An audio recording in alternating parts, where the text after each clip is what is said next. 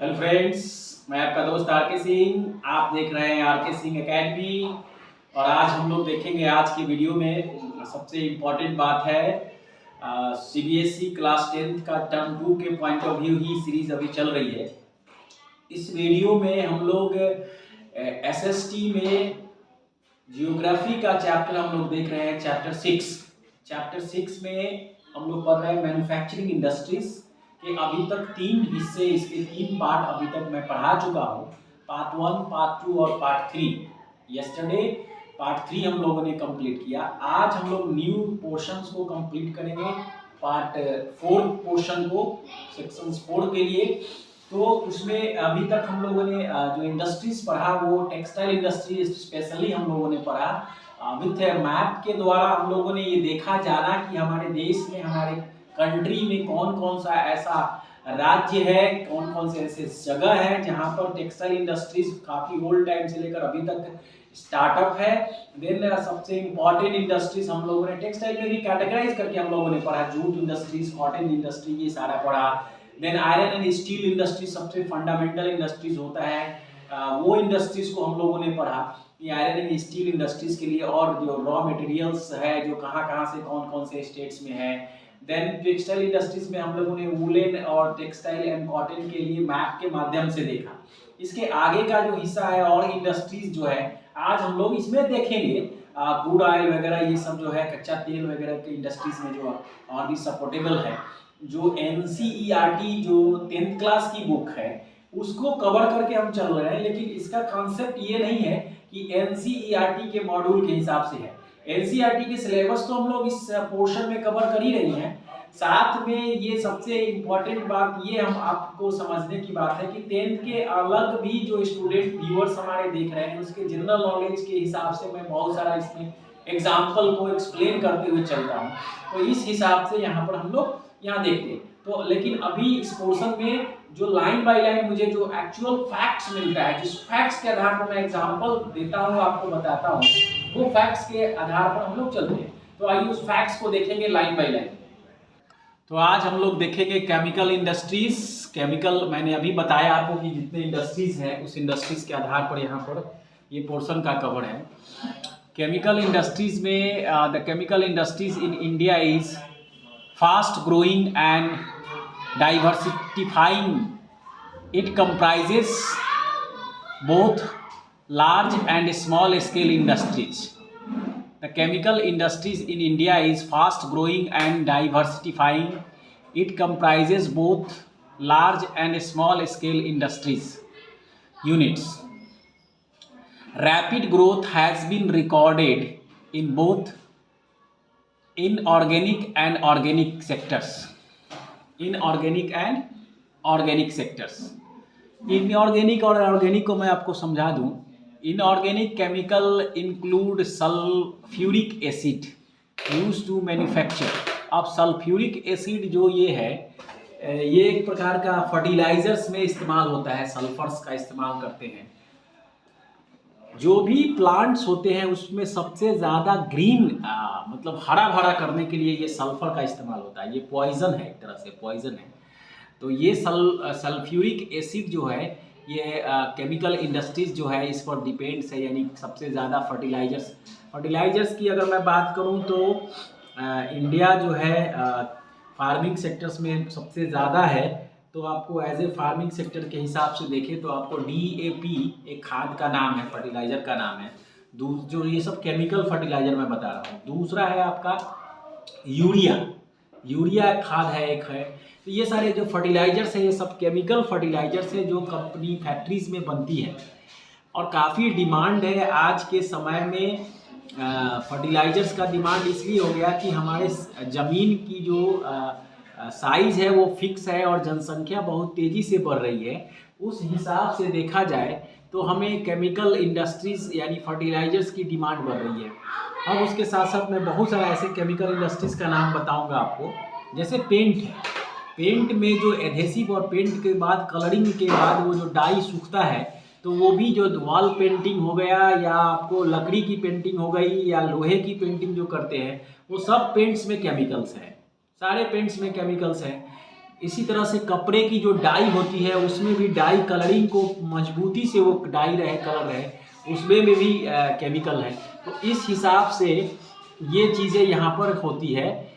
दूसरा ये चीज़ समझने की ज़रूरत है कि 4 to 6 टन्स ऑफ बॉक्साइट। अब ये देखिए केमिकल इंडस्ट्रीज़ का ये रेशियो है कैसे बनता है। 4 to 6 tons to bauxite, 2 tons of alumina और 1 tons of aluminiums, alumina and aluminiums, alumina and aluminium. तो ये रेशियो है यहाँ पर। Process of manufacturing in aluminium industries, bauxite the raw material, bauxite quarry, transport rail और ship, transport rail और ship, alumina, bauxite crust and alumina dissolve out, bauxite crust and alumina dissolve out. Aluminium refinery, aluminium refinery में जो है ये आपका हो गया bulk ore shift to site of smelter, calcinated petroleum coke from a refinery, pitch from a colliery. तो ये इसके बाद है क्रायोलाइट। क्रायोलाइट एक प्रकार का हार्ड केमिकल होता है। इसके गलाने के बाद molten metal act as an electrolyte. Aluminium smelter, aluminium smelter electricity, तो इससे बिजली बनती है। और ये देख लीजिए कि 18,600 किलो वाट पर टन ऑफ ओर इलेक्ट्रिसिटी पैदा होती है। इतना लगाइएगा तो इतनी इलेक्ट्रिसिटी, एक टन में इतना इलेक्ट्रिसिटी बनेगा, 18,600 किलो वाट एक टन में, इसको गलाने और जलाने के बाद। इसके बाद है यहाँ पर फर्टिलाइजर्स, सिंथेटिक फाइबर्स।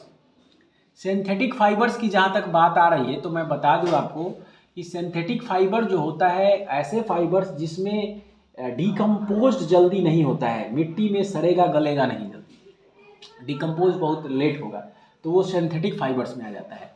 अब इसका मैं एग्जांपल बता दूँ आपको, तो सिंथेटिक फाइबर का जितने सारे जो रस्सियाँ है, प्लास्टिक और नाइलन की रस्सी है उस, हाँ, और जो भी प्लास्टिक की जो बकेट बनती है, बाल्टी बनता है, मग बनता है, ये सब जो चेयर है, इस सब में सिंथेटिक फाइबर्स का इस्तेमाल होता है।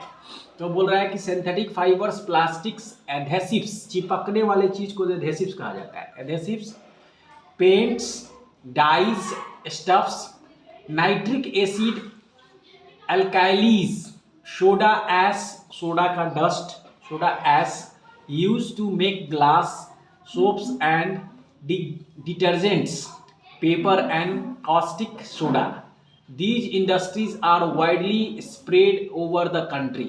These industries are widely spread over the country. So why do you think it is so? Organic chemicals include petrochemicals.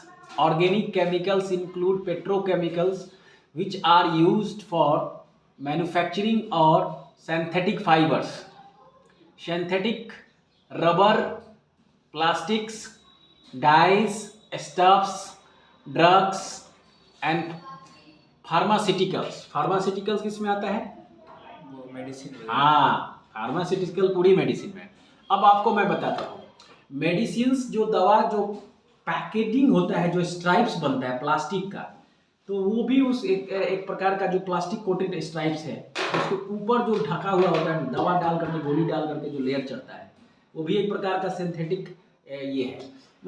तो कहीं ना कहीं इसको हवा से संपर्क में, ऑक्सीजन से संपर्क में आने के बाद खराब ना हो, इसलिए उसको कोटेड। यानी ड्रग्स के लिए भी बहुत सारे ऐसे बॉटल्स बनते हैं, बहुत सारे ऐसे पैकिंग बनता है, इसमें आता है कि ये चीज़ें इम्पॉर्टेंट हो जाती है। दूसरी चीज़ मैं बता दूँ आपको कि डिटर्जेंट है जो कास्टिक सोडा पाया जाता है कपड़े के साबुन में, ठीक है, डिटर्जेंट हो गया आपका, सोप हो गया, ग्लास बहुत सारे बनाने के लिए ज़रूरत पड़ती है, उसमें भी ये है, शीशे का ग्लास हो, फाइबर का ग्लास हो। These industries are widely spread over the country. So why do you think it is so? Organic chemical include petrochemicals. Petrochemicals किस में आता है? पेट्रोलियम प्रोडक्ट्स को पेट्रोकेमिकल्स बोलते हैं। Diesel, petrol, kerosene, grease, Mobil जो भी आता है, तो कंप्लीट पेट्रोलियम प्रोडक्ट्स जो है वो सब पेट्रोकेमिकल्स में आता है, which are used for manufacturing of synthetic fibres, synthetic rubber, plastics, dyes, stuffs, drugs and pharmaceuticals. Organic chemical plants are located near oil refineries or petrochemical plants. The chemical industry is its own largest consumer. The chemical industry is its own largest consumer. Basic chemical undergo processing to further produce other chemicals that are used for industrial applications, agriculture or directly for consumer markets. Make a list of the products you are aware. Make a list of the products you are aware. अब यहाँ से आपका चल रहा है fertiliser industries. तो मैं specially बताया हूँ फर्टिलाइज़र्स के लिए, जो भी खाद फर्टिलाइज़र खेतों में इस्तेमाल होता है वो आगे आपको दिखाएगा भी। तो ये भी इंडस्ट्रीज, इसके भी इंडस्ट्रीज़ की काफ़ी इंडिया में डिमांड है, क्योंकि हमारे यहाँ खेती बहुत ज़्यादा होती है, धान की खेती, हर फसल की ऑलमोस्ट खेती होती है, और सब फसल में अभी फर्टिलाइज़र का इस्तेमाल हम लोग, आर्टिफिशियल फर्टिलाइज़र्स, नेचुरल तो काफ़ी समय लगता है उसको डिकम्पोज होने में, और उतनी ज़्यादा मात्रा में जनसंख्या इतनी ज़्यादा हो गई है कि उतना ज़्यादा अवेलेबिलिटीज़ नहीं है। So the fertilizer industry is centered around the production of nitrogenous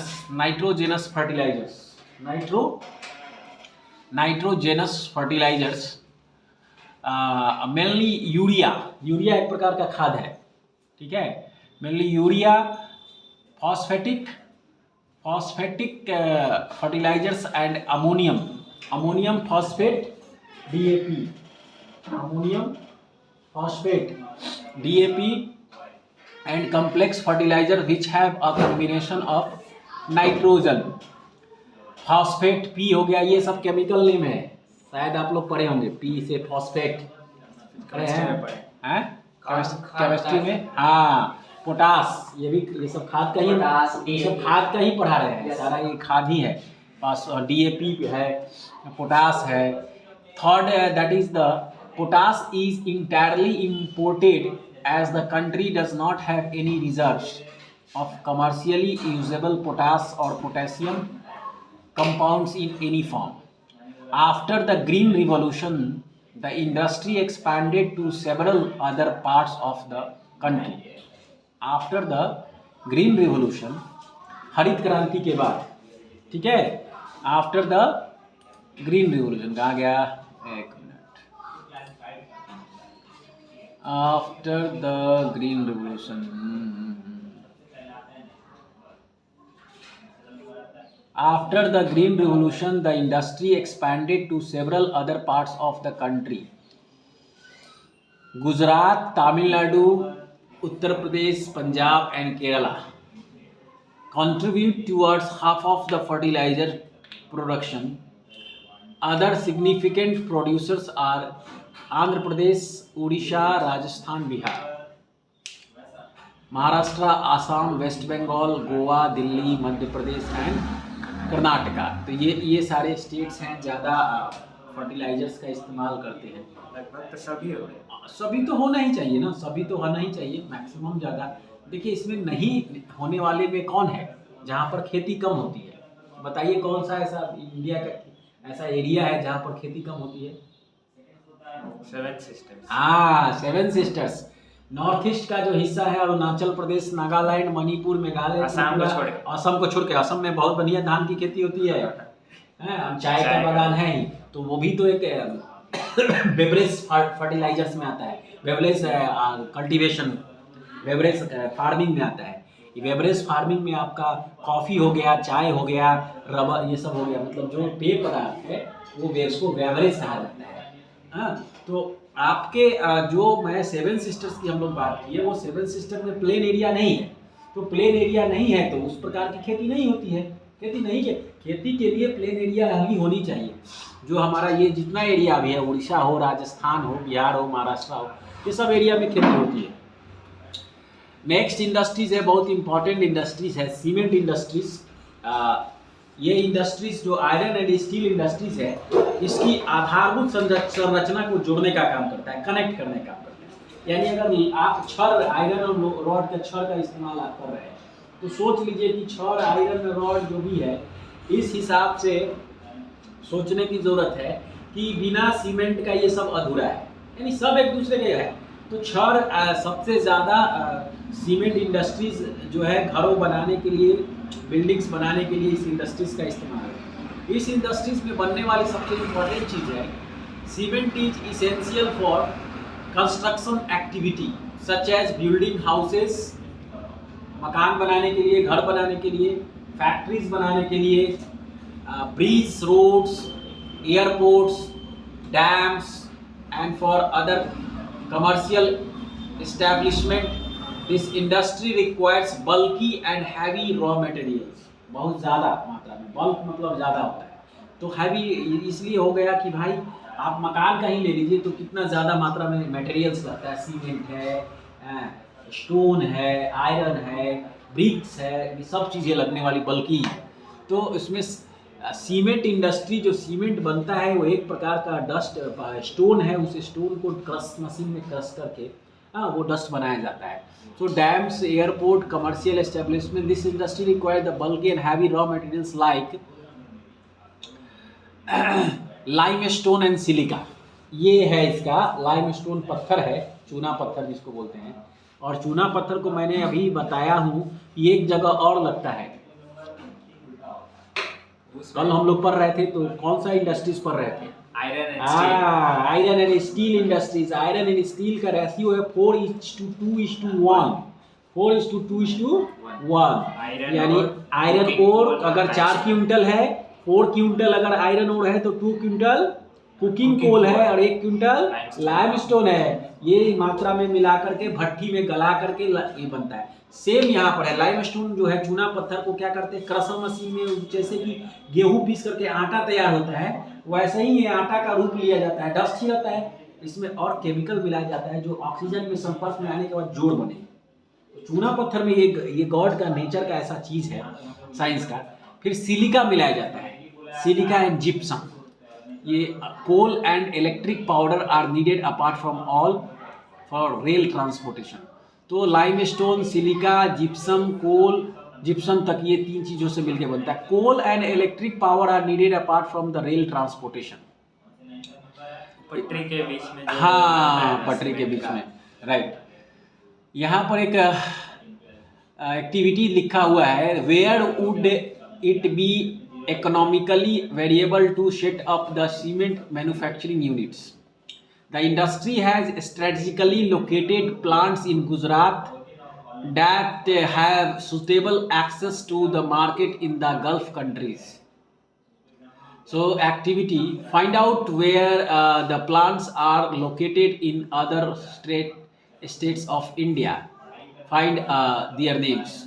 gulf country, अच्छा कहाँ लिखा हुआ है? अच्छा ये गल्फ कंट्री, हाँ बताता हूँ। गल्फ कंट्री जो अरब कंट्री है, सऊदी अरबिया, जहाँ पर पानी की कम है, जहाँ पर तेल का कुआं ज़्यादा है, उसको गल्फ कंट्री कहते हैं।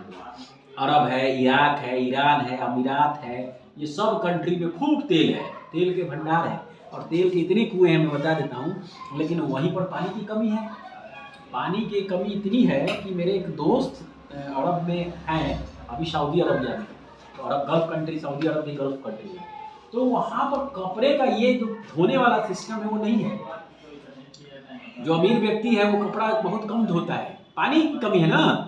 तो ये कपड़ा ये पहना हमको तो 2-4 दिन पहना हो गया, उसके बाद वो उसको चला गया कहाँ पर, वो दूसरे कंट्री में जाएगा जो गरीब कंट्री है, और उस कंट्री में उसको पैक होकर के आएगा वो कपड़ा, और उसके बाद वो वॉश होगा खूब बढ़िया से, आयरन करके वो कपड़ा सेल हो जाएगा। सच्चाई है, इंडिया में भी आता है, सच्चाई है ये, it is a fact. Brand छोड़ करके, ब्रांडेड नहीं। तो कारण क्या है कि वहां पर पानी कभी 1 बार 2 बार पहना लो, गंदगी हो गई, गंदे हो गए, तो उसको यूज कैसे करेंगे, धोएंगे कैसे?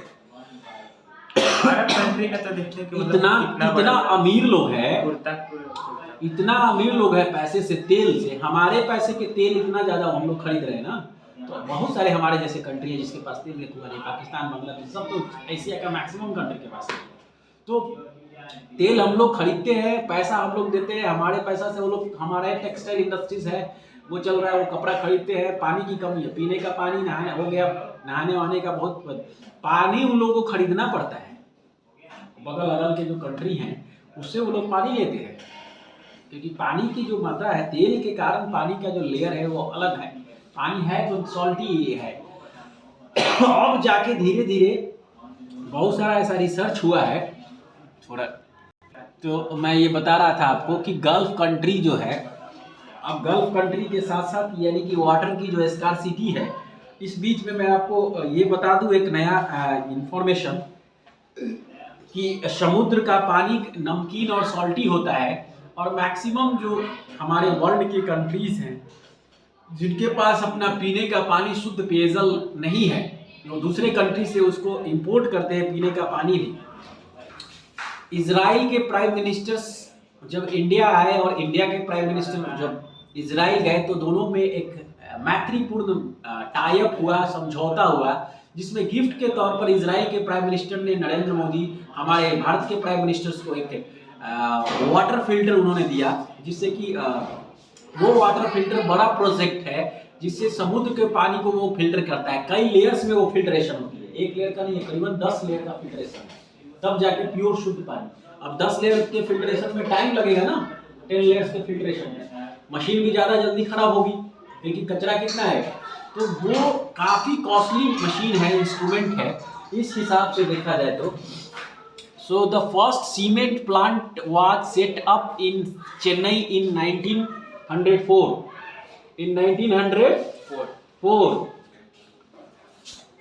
इसको अंडरलाइन कीजिए, the first cement plant was set up in Chennai in 1904। 1904 समझ रहे हैं ना, 1904 मतलब आज़ादी के बहुत पहले की बात है। 1947 में आपको आज़ादी मिली और 1904 में पहला सीमेंट प्लांट अंग्रेजों ने लगा दिया। After independence the industry expanded, आज़ादी के बाद बहुत तेजी से इस इंडस्ट्री का विस्तार किया गया।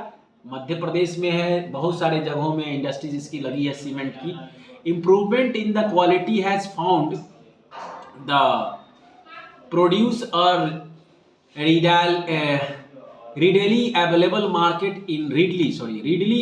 market in East Asia, Middle East, Africa and South Asia, apart from a large demand within the country. This industry in doing well in terms of production as well as export.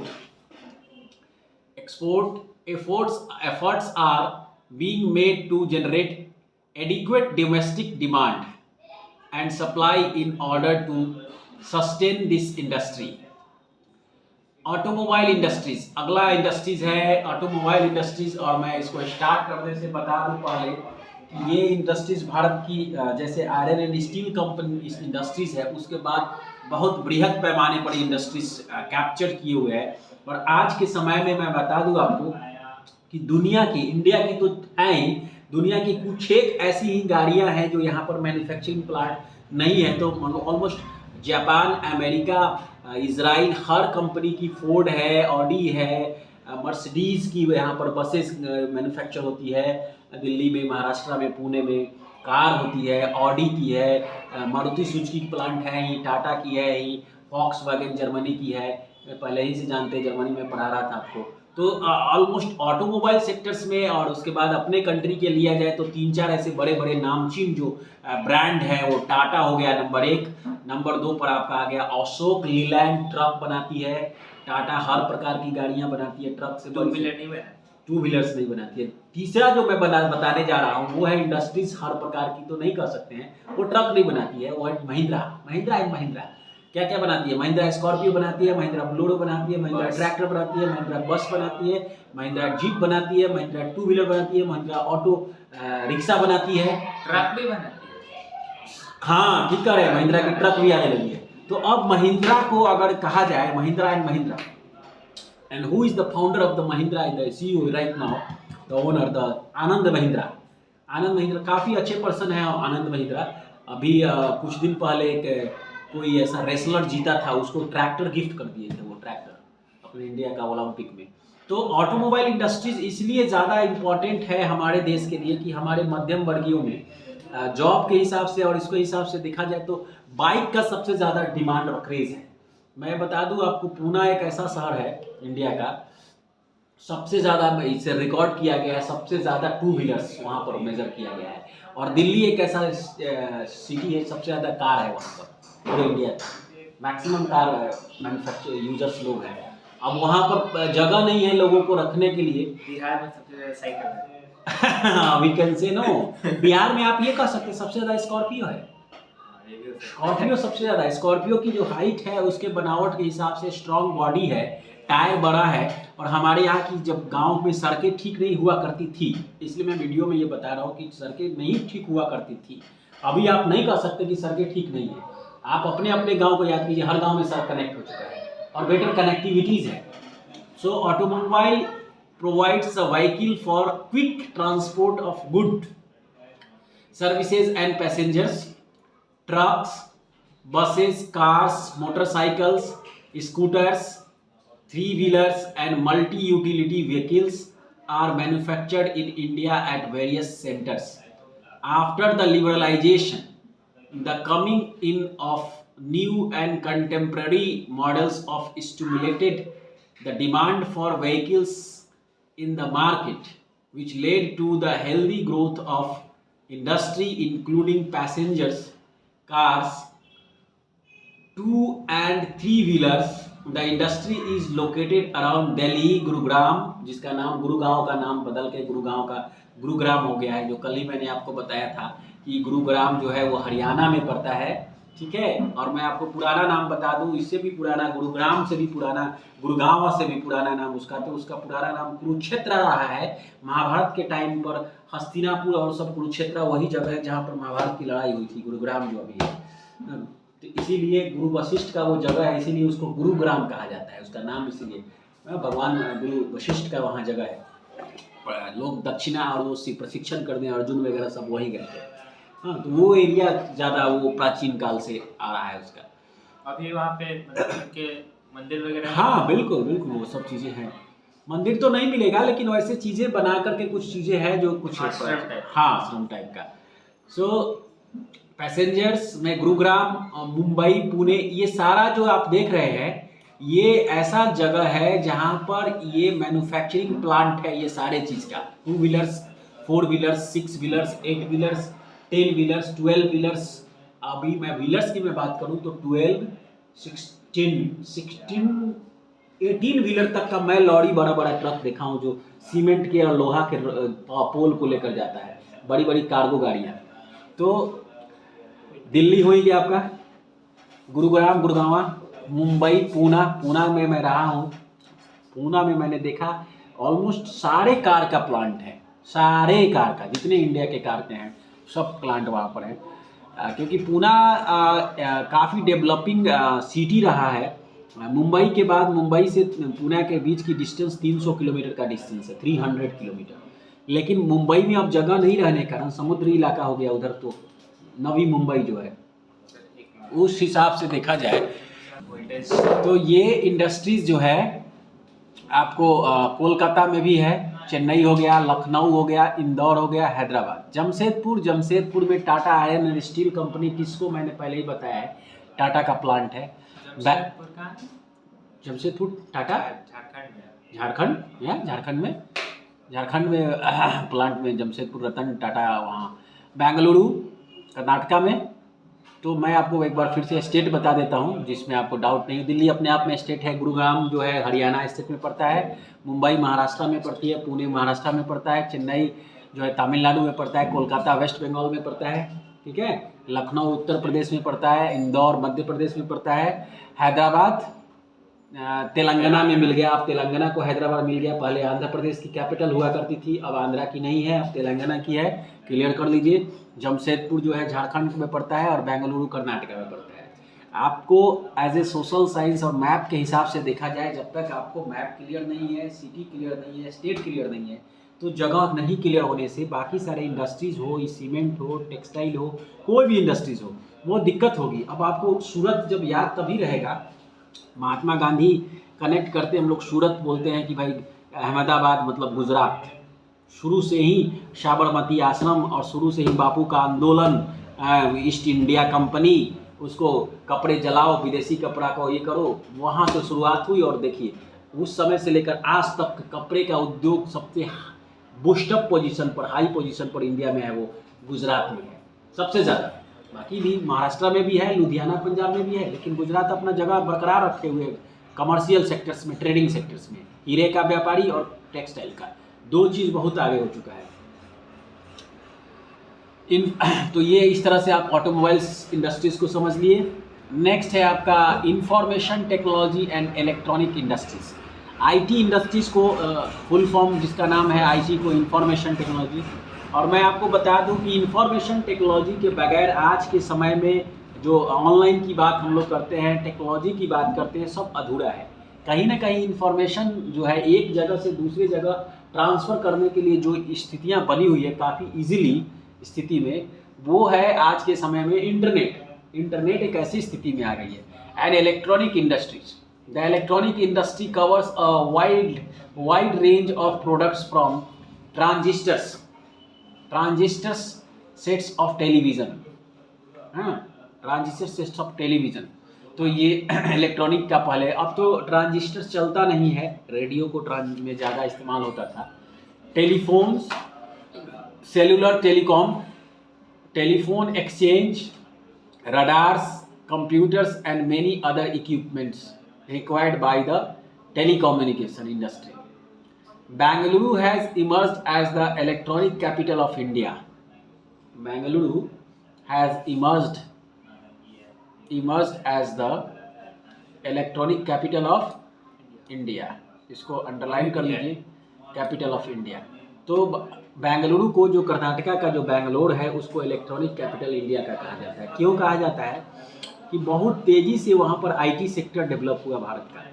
Infosys company है, विप्रो है, TCS है, IBM है, ये सारे, मैं software company की बात कर रहा हूँ। इसके साथ साथ जो बड़ी बड़ी जो फ्रिज की कंपनी जो है, वहाँ मैन्युफैक्चरिंग प्लांट लगे हुए हैं, एसी के लगे हुए हैं, टेलीविज़न के लगे हुए, ये सब प्लांट्स लगे हुए हैं वहाँ पर।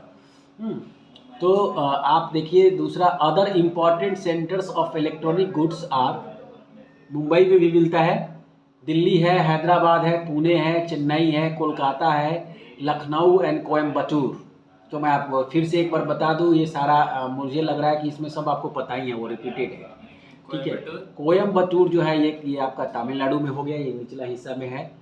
The major industry concentration is at Bengaluru, ठीक है।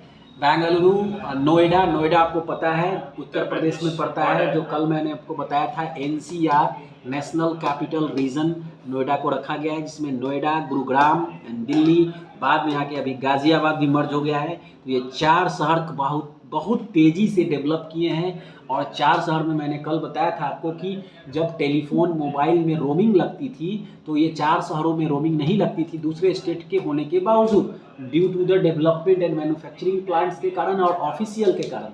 नोएडा से लोग दिल्ली, दिल्ली से नोएडा ऑफिस जाते थे, दिल्ली से लोग गुरुग्राम जाते थे, गुरुग्राम से दिल्ली आते थे। तो ये तीनों एनसीआर कहलाता था। एनसीआर, नेशनल कैपिटल रीजन, मतलब भारत की राष्ट्रीय राजधानी कौन सी है?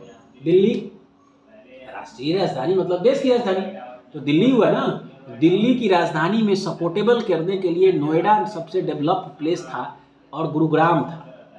कहीं ना कहीं लैंड चाहिए, दिल्ली रहा लैंड में छोटा। अगर आप मैप में देखिए तो इतना छोटा दिखता है, ऐसे दिखाया जाता है बाकी स्टेट्स की अपेक्षा। और है भी दिल्ली का, आप लोग गए हैं कि नहीं दिल्ली? नहीं गए हैं दिल्ली? अच्छा कोई बात नहीं, 10th पास कर जाइए तो दिल्ली जाइए। तो अभी तो कोरोना काल चल रहा है, अप्स एंड डाउन्स, कहाँ जाएगा आदमी, कहाँ आएगा, ये भी एक अपने आप में विडम्बना चल रही है। फिर भी घूमने वाले लोग घूम रहे हैं बहुत सारे। अभी एक दोस्त का मैंने स्टेटस देखा है, दमन एंड दीव पहुँचे हुए हैं। गुजरात में रहते हैं, तो गुजरात से वो नज़दीक पड़ता है दमन एंड दीव, तो पहुँचे हुए हैं, नया साल एंजॉय कर रहे हैं। The major industry concentration is at Bengaluru, Noida, Mumbai, Chennai, Hyderabad and Pune. ठीक है, कौन सी इंडस्ट्रीज हम लोग पढ़ रहे हैं? IT industries. तो ये देख लीजिए, यहाँ पर समझ लीजिए पुणे का नाम यहाँ पर फिर से आ रहा है, बेंगलुरु, नोएडा, मुंबई, चेन्नई, हैदराबाद एंड। तो ये 4-5 जो शहर है, 1 2 3 4 5 शहर, ये पांचों शहर काफ़ी तेज़ी से सॉफ्टवेयर टेक्नोलॉजी पार्क बना। और भारत का जो सॉफ्टवेयर टेक्नोलॉजी पार्क कहा जाता है वो बेंगलुरु को कहा जाता है। उसके बाद नोएडा, मुंबई, चेन्नई, ये मेट्रो सिटी। अब आपको एक चीज़ समझने वाली बात यहाँ पर है, स्टूडेंट पूछ सकता है सर कि भारत का 4 मेट्रो सिटी है, कोलकाता, दिल्ली, चेन्नई एंड मुंबई। चेन्नई अगर कहा जाए तो कुछ हद तक थोड़ा है, हद तक है। कोलकाता नहीं दिख रहा है आपको? पूछ सकते कि सर कोलकाता ऊपर वाले में दिख रहा है ना, वो दूसरा नहीं है। सॉरी, कोलकाता में इंफॉर्मेशन टेक्नोलॉजी उतनी तेजी से डेवलप नहीं हुआ। मैंने पहले बताया, कोलकाता का जो सोच रहा, वहाँ के जो भी स्टेट गवर्नमेंट रही, डेवलपमेंट के अलग रूपरेखा को समझी, कम्युनिस्ट विचारधारा की सोच रही, तो लोगों ने कंप्यूटर को बहुत लेट एक्सेप्ट किया। जब इंडिया में सबसे पहले कंप्यूटर आया, पूरे देश में बैंकिंग में, डिफेंस में इम्प्लीमेंट हुआ, कोलकाता ने मना कर दिया। वेस्ट बंगाल सरकार ने कहा आमी भालो नहीं, मुझे ज़रूरत नहीं है, यहाँ के लोग बेरोजगार ज़्यादा हो जाएंगे। उनका कि ये कंप्यूटर लोग 10 लोगों का काम करता है, तो फिर 100 लोगों के लिए 10 कंप्यूटर करेगा तो 90 लोग कहाँ जाएगा? आपको ये नहीं उन्होंने सोचा कि टेक्नोलॉजी का ज़माना है, आप कितना पिछड़ जाओगे। और भी दूसरे तरीके से रोजगार को जनरेट किया जा सकता है, लेकिन ये आप कह दो कि बाकी लोग कहाँ जाएगा। और लास्टली देखिए, उनको यूज करना पड़ा। वहाँ भी बैंक थे, स्टेट बैंक के, वहाँ भी डिफेंस सेक्टर से सारी चीज़ें थी, वो यूज होने लगा आज, लेकिन लेट। और इसका नतीजा हुआ कि इंफॉर्मेशन टेक्नोलॉजी में कंप्यूटर सबसे पहले जरूरत थी, लोग यहाँ प्लांट नहीं लगाए। जितने सारे लोग थे, इन्फोसिस था, विप्रो था, IBM था, TCS था, टेक महिंद्रा था, कोई नहीं लगाया वहाँ पर। बहुत बाद वहाँ पर लगा है। मैं बता दूं, जगह मैं गया हूँ, काफ़ी क्लोज रिश्ता है वहाँ कोलकाता से। सॉल्ट लेक जगह का नाम है, समुद्र के किनारे पर ये शहर, ओबल सॉल्ट लेक। तो सेक्टर 5 में, सॉल्ट लेक में अब जाके BPO खिला है। BPO बिजनेस प्रोसेसिंग आउटसोर्सिंग कहा जाता है, यानी डायरेक्टली सॉफ्टवेयर की बहुत कम कंपनियां हैं, IBM की है, सबकी है खुली, लेकिन वो जो पुणे, चेन्नई और बेंगलुरु वगैरह में है, यानी जो ऐप्स या मार्केट में जो चीज़ें आपको दिख रही है तुरंत, जैसे कोविन ऐप आया ये वैक्सीन को रजिस्टर करने के लिए, तो कोविन ऐप पर जा करके आप रजिस्टर कर दे रहे हैं कि भाई रजिस्टर करने का 2 तरीका, बाई पिन कोड से, बाई डिस्ट्रिक्ट कोड से। या तो डिस्ट्रिक्ट डालिए भोजपुर का, तो कहाँ कहाँ कोविन का रजिस्ट्रेशन हो रहा है उसमें आ जा रहा है। तो ये सॉफ्टवेयर कहीं ना कहीं बना हुआ है, उस सॉफ्टवेयर के माध्यम से हम लोग उसको डाल करके अपना नाम, आधार नंबर, मोबाइल नंबर रजिस्टर कर रहे हैं। सरकार के पास बड़ा सा डेटाबेस है, तो हम लोग आपको रजिस्टर हो जा रहा है, प्रिंट निकल जा रहा है, सेंटर पर जा रहे हैं, भैया हमारा देखो मैंने 11 बजे का स्लॉट मेरा बुक है, मुझे वैक्सीन लेनी है। आधार कार्ड अपडेट करना है, ऑनलाइन हो रहा है। आधार का इतना बड़ा पोर्टल है, कहीं ना कहीं ये सॉफ्टवेयर काम कर रहे हैं। तो जितने सारे यूनिवर्सिटीज हैं, जितने सारे फॉर्म निकल रहे हैं, सब ऑनलाइन फॉर्म निकल रहे हैं, घर बैठे आप भर रहे हैं फॉर्म, बैंक का हो, रेलवे का हो, SSC का हो, BPSC का हो, UPSC का हो। तो सबके लिए वेबसाइट की जरूरत है ना, सबके लिए वेबसाइट की जरूरत है। आप कोई आज के टेस्ट दे रहे हैं, एलन का टेस्ट दे रहे हैं, गोल का टेस्ट दे रहे हैं, अब सब टेस्ट सोच रहे हैं लोग कि घर बैठे कराएं। बहुत सारे ऐसे टेस्ट हैं वो जो आजकल BEd वगैरह इस कोरोना काल में बहुत सारे ऑनलाइन ही एग्जाम हुआ। कोई उत्तर प्रदेश, कोई गाजियाबाद, कोई कहाँ से कर रहा है, कोई हैदराबाद, दिल्ली से, कोई नहीं गया, टेस्ट दिया, रिजल्ट आ गया, अगले अपग्रेड होकर के दूसरे सेमेस्टर। तो आज इंफॉर्मेशन टेक्नोलॉजी, फिर भी मैं बता देता हूँ, हमारे यहाँ इंफॉर्मेशन टेक्नोलॉजी उस लेवल तक नहीं है जितना अमेरिका में है, इजराइल में है, जर्मनी में, जापान में, चाइना में है, सब साउथ कोरिया में। जितने कंट्री का नाम लिया मैंने, ये सब हाईली डेवलप्ड कंट्री हैं। We are having in the 5th generation in computer. They are having in the 7th generation in computer. In computer. 7th generation हम लोग 5वें जनरेशन में है कंप्यूटर का। मोबाइल की बात आप लोग जानते ही हैं, 4G के बाद 5G में अभी चल रहा है। चिड़िया मर जाएगा तो ये हो जाएगा, तो वो हो जाएगा, फलाना ढिकाना चल रहा है। एक्चुअली में डेवलपमेंट रुकी हुई है। चाइना में 6G आ गया। 6G आ गया है, हम 5G अभी लॉन्च करके उसको स्टार्टअप नहीं दिए हैं, ट्रायल ही चला रहे हैं, तो कहीं ना कहीं हम बहुत पीछे हैं। और इसका मेन कारण है ये जो इंडस्ट्रीज है इंफॉर्मेशन एंड टेक्नोलॉजी, ये इंडस्ट्री नहीं अगर आगे बढ़ा तो बड़ा मुश्किल है। ऐसे सर मेजर में देखने पे तो दिल्ली भी नहीं आ रहा है।